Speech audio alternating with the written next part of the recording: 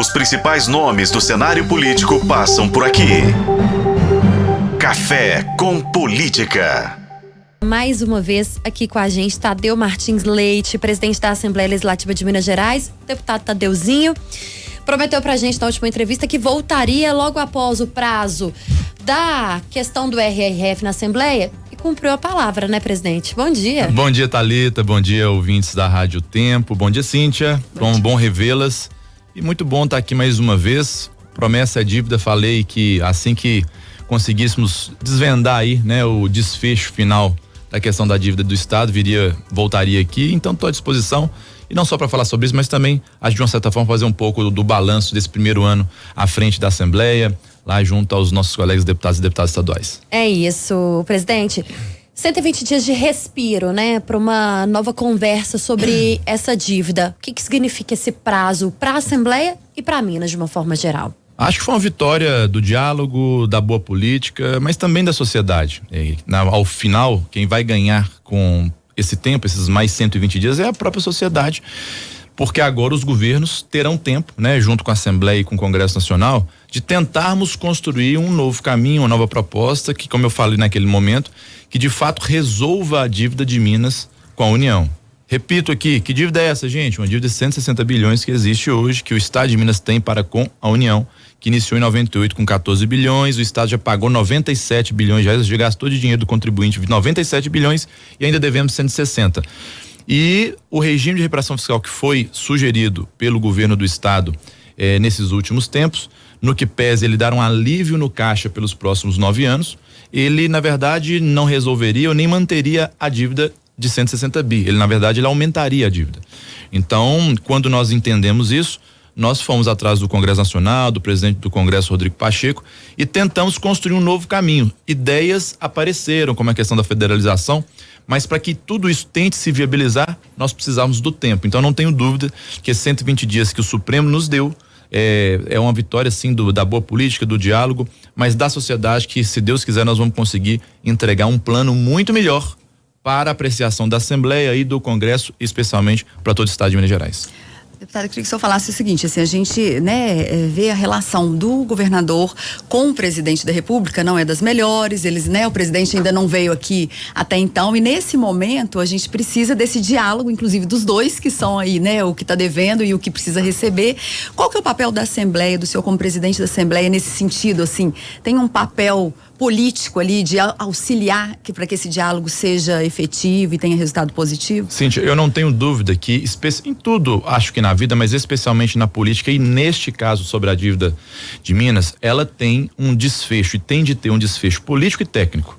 Político, e acho que é o que nós fizemos e estamos fazendo agora, que é o quê? Fazer todo o movimento que aconteceu nesses últimos meses, digamos assim, vocês acompanharam muito bem, juntamente com o Congresso Nacional, aonde os parlamentos, Congresso Nacional e Assembleia, mostraram esse cenário como um todo e conseguimos sugerir um caminho. Então esse é um caminho político, porque se não for através da política, a gente não tinha talvez uma solução nesse momento. Continua ainda o caminho da política existindo, porque como você bem falou, agora os governos têm que sentar para construir, aí vem a técnica. Agora, a área técnica do governo do Estado, do governo federal, tem de sentar, e eu espero muito que eles sentem ou já estejam conversando neste período, para que a gente tente construir esse caminho. Qual que é o papel da Assembleia agora? Neste momento, politicamente continuar cobrando agora para que o governo faça essa relação técnica-política com o governo. É necessário, e eu sempre falo isso, é necessário qualquer governo do Estado se relacionar com o governo federal, dialogar. A política é diálogo, a política é construção, né? Não é divisão.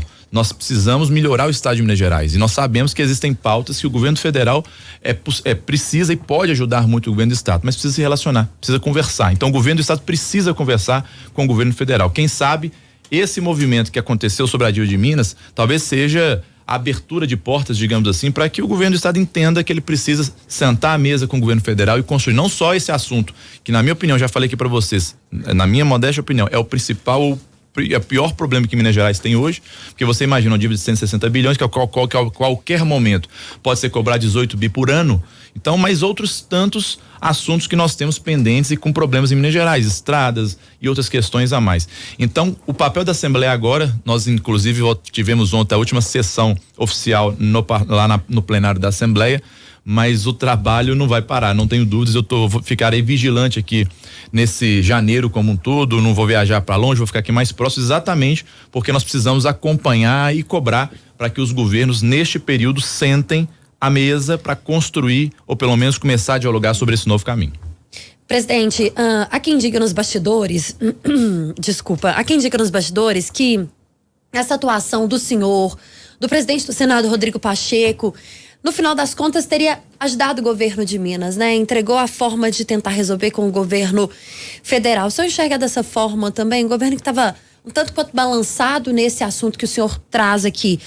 Talvez seja o pior assunto do Estado hoje, que precisa ser solucionado. Nós estamos falando e admitido aqui pelo vice-governador Matheus Simões de uma possibilidade de voltar a atrasar o salário dos servidores. A gente está falando de uma possibilidade de atrasar com os fornecedores do Estado se afundar cada vez mais em dívidas.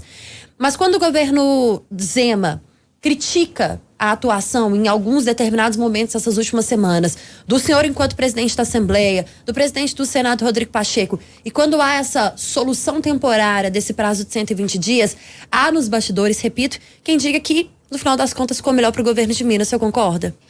Eu acho que a missão da Assembleia é ajudar o Estado de Minas Gerais. Eu acho que se ficou provado, se mostrou nesse primeiro ano, todos os projetos que chegaram na Assembleia do governo, e foram mais de 30 projetos de autoria do governo, foram aprovados e principalmente melhorados. Todos os projetos que chegaram do governo do Estado na Assembleia, eles foram aprovados muito melhor do que chegaram à casa, e é natural do parlamento. Lá nós temos 77 deputados e deputadas com diversas ideias, experiências, uma miscelânea de pensamentos, como eu sempre digo, e a Assembleia é para isso mesmo, para que a gente possa aperfeiçoar os projetos que lá chegam. Então eu não tenho dúvida que a missão da Assembleia é ajudar o Estado de Minas Gerais.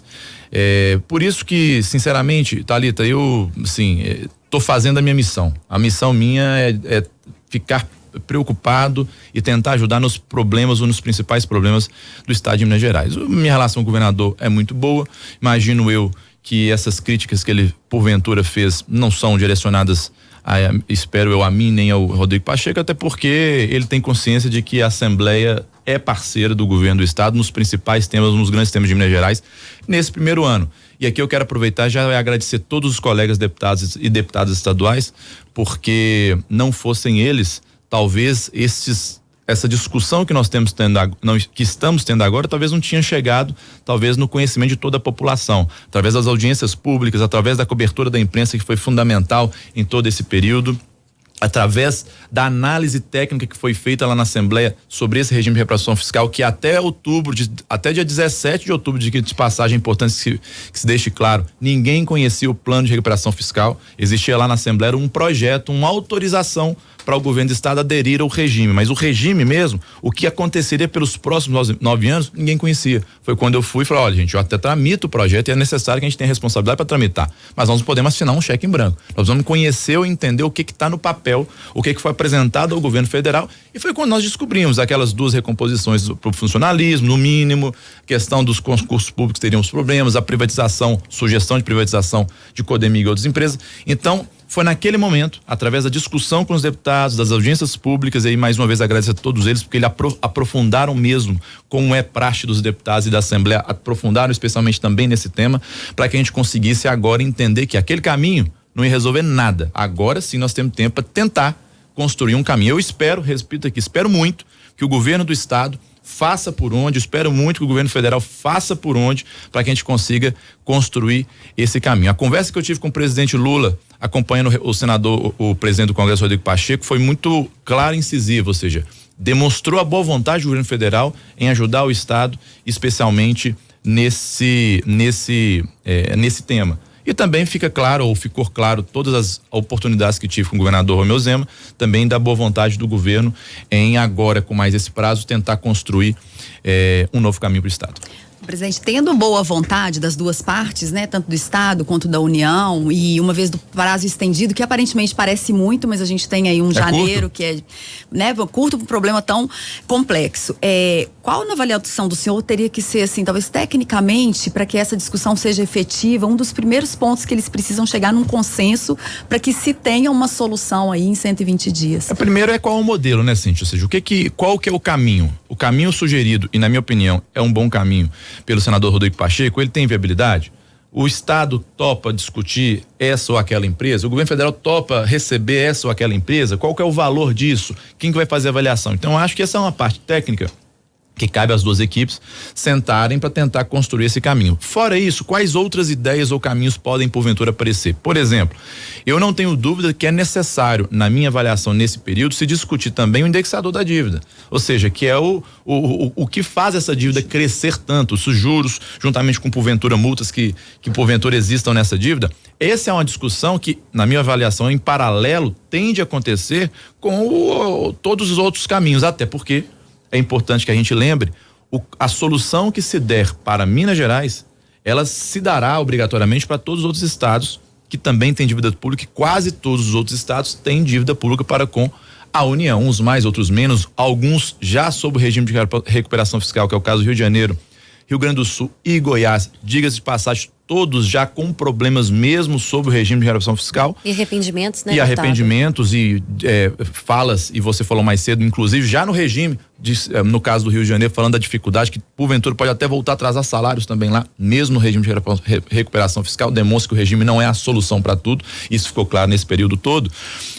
Então eu acho que a situação que se der para mim não vai dar para todos os estados. Então eu acho que a partir desse momento começa a ter também uma discussão junto aos outros estados sobre a questão da dívida pública. Isso é importante que aconteça. Eu falei aqui a última vez e repito, fico muito feliz de a gente ter conseguido, e a gente fala Minas Gerais, ter conseguido nacionalizar esse tema tão importante para o estado e consequentemente para os outros estados também. Já apareceram ideias aí de vários outros deputados, várias outras correntes políticas, e que bom que apareçam. Acho que é importante sentarmos e ver qual é o melhor caminho. Então acho que agora está na mão do estado e também na mão do governo federal a gente tentar sugerir. A depender do caminho que apareça, claro que cabe à Assembleia apreciar uma parte do projeto, cabe ao Congresso Nacional apreciar outra parte do projeto.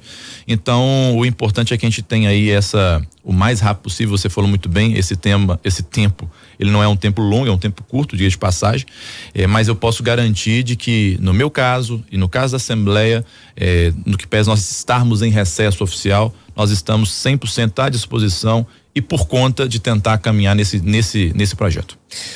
Presidente, o senhor falou antes aqui, quando a gente estava começando a nossa entrevista, sobre fazer um balanço da Assembleia nesse ano de 2023. E acho que esse é um momento importante, sim.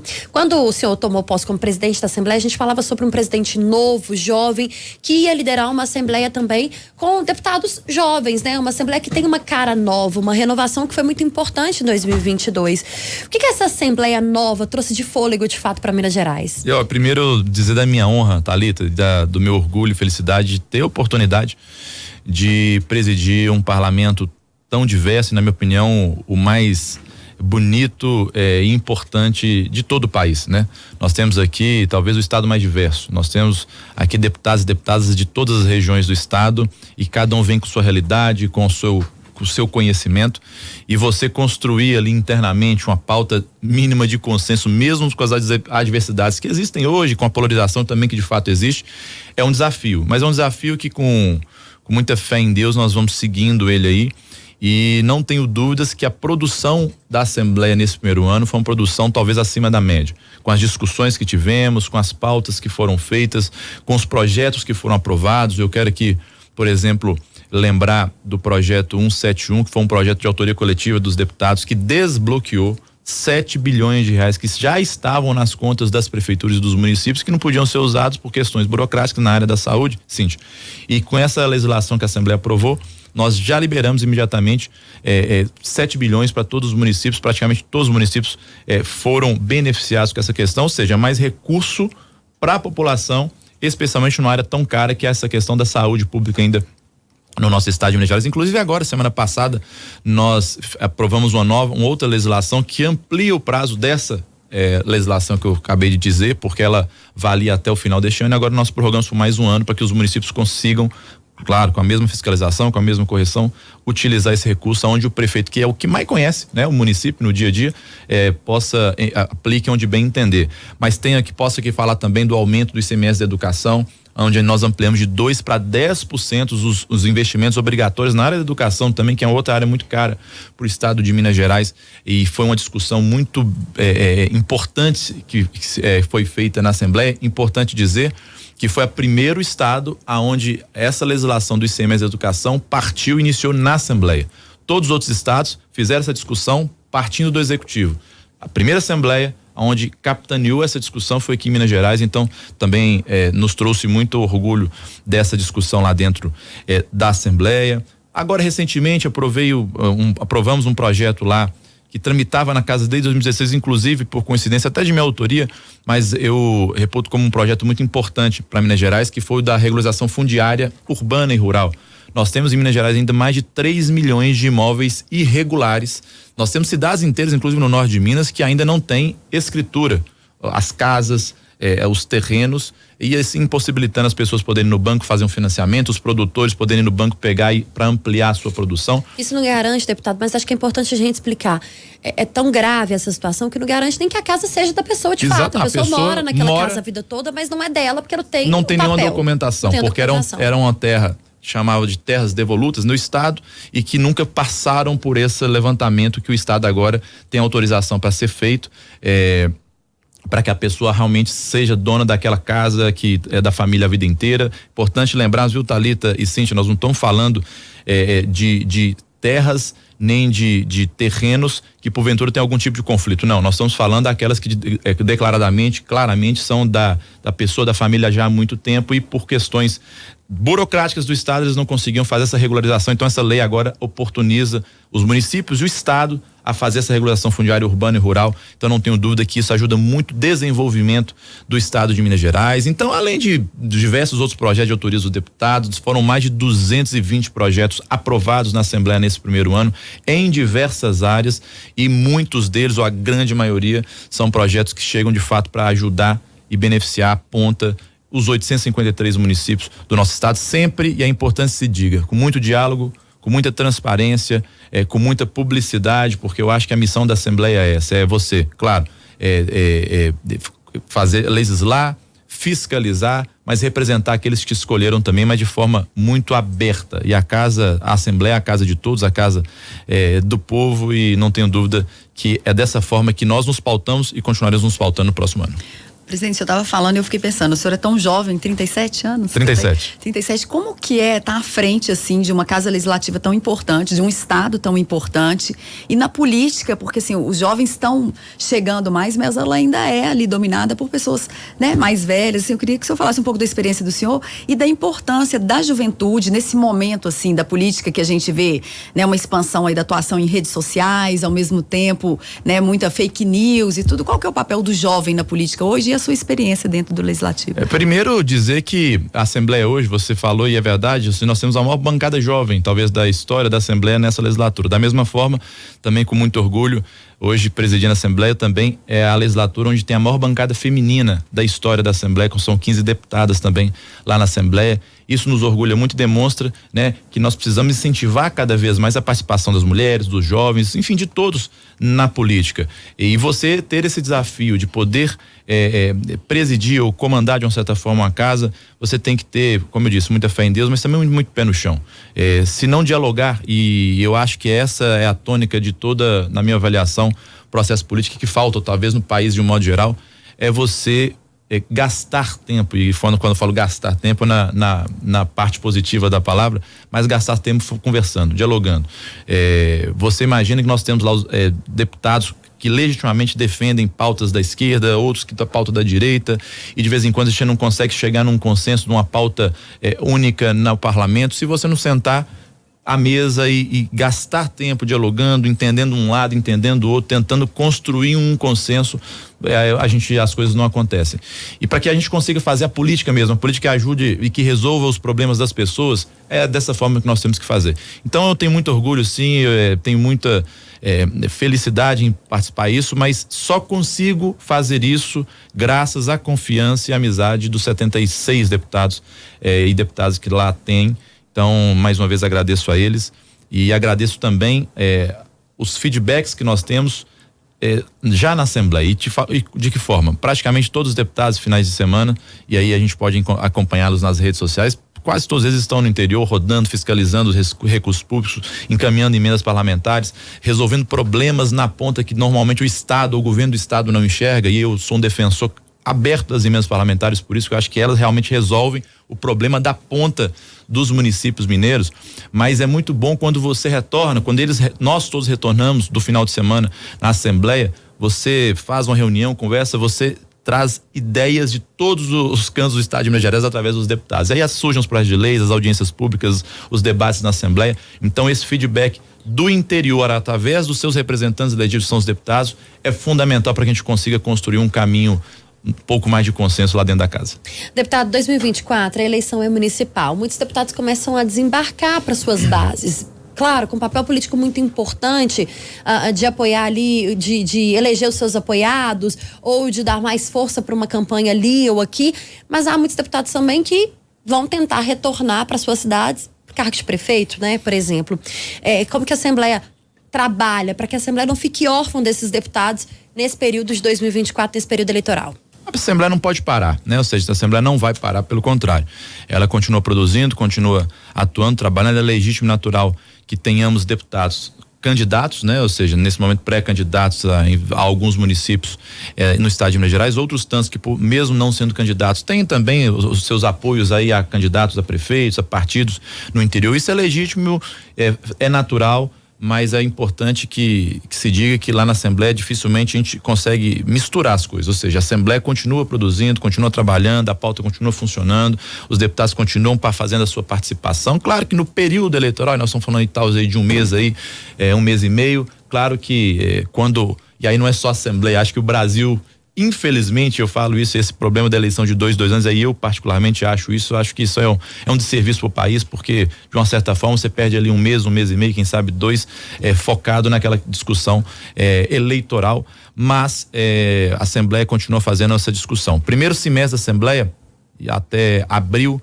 certamente a Assembleia vai estar, claro, discutindo vários temas, mas com um tema principal que é a questão da dívida de Minas Gerais, porque nós temos o prazo agora, que naquele dia que eu vim, que era dia 20 de dezembro, agora 20 de abril, para a gente tentar construir uma solução. Então, certamente esse primeiro semestre teremos aí, estaremos muito focados nessa discussão. Depois começa a chegar, se avizinhar o período eleitoral, mas tenho certeza que nós vamos conseguir produzir muito, independente do período eleitoral.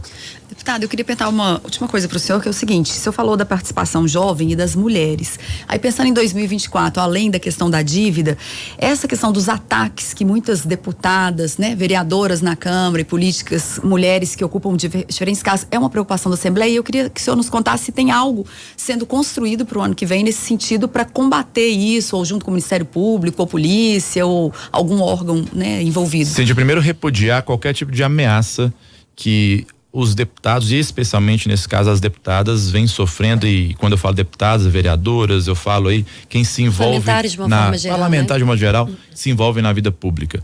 Tanto é isso que a Assembleia de Minas foi a primeira Assembleia, quando começaram esses ataques, a aprovar a primeira legislação no país de combate à violência de gênero na política. Ou seja, nós aprovamos essa legislação, que foi uma demonstração clara que o parlamento não aceitaria e não aceitará esse tipo de coação, digamos assim, porque quando você ameaça um deputado, uma deputada, você está ameaçando a democracia, você está ameaçando a sociedade, no caso mineira. Então nós aprovamos essa legislação, fizemos uma força-tarefa com o Ministério Público, Polícia Civil, Polícia Militar e Assembleia, e essa força-tarefa vem acompanhando as investigações que estão acontecendo e muito avançadas, diga de passagem, sobre a questão da ameaça às deputadas, especialmente, e também vereadores no estado de Minas Gerais, e claro, agora aguardando a regulamentação por conta do governo do estado dessa legislação que nós aprovamos na Assembleia. Então, esse trabalho é o trabalho que continuará na Assembleia, ou seja, dando toda a condição para que as deputadas exerçam de forma mais livre possível o seu mandato, porque elas têm as pessoas que as representam, e nós não podemos aceitar ameaça ao parlamento. Então esse é um tom que, de forma muito verdadeira e firme, nós vamos dar sequência no próximo ano também. Nós estamos conversando com o presidente da Assembleia Legislativa de Minas Gerais, o deputado Tadeuzinho. No Café com Política, hora do bate-pronto. Para encerrar o ano, deputado, bate pronto. Aquele momento que a gente responde bem objetivamente. O governo Zema em 2023, de 0 a 10. Vou dar nota 6. A Assembleia Legislativa de Minas Gerais em 2023, também de 0 a 10. Daria um 8 a 9 pela produção da Assembleia e pela discussão que foi feita lá nesse primeiro ano. O que o deputado Tadeuzinho quer para Minas Gerais em 2024?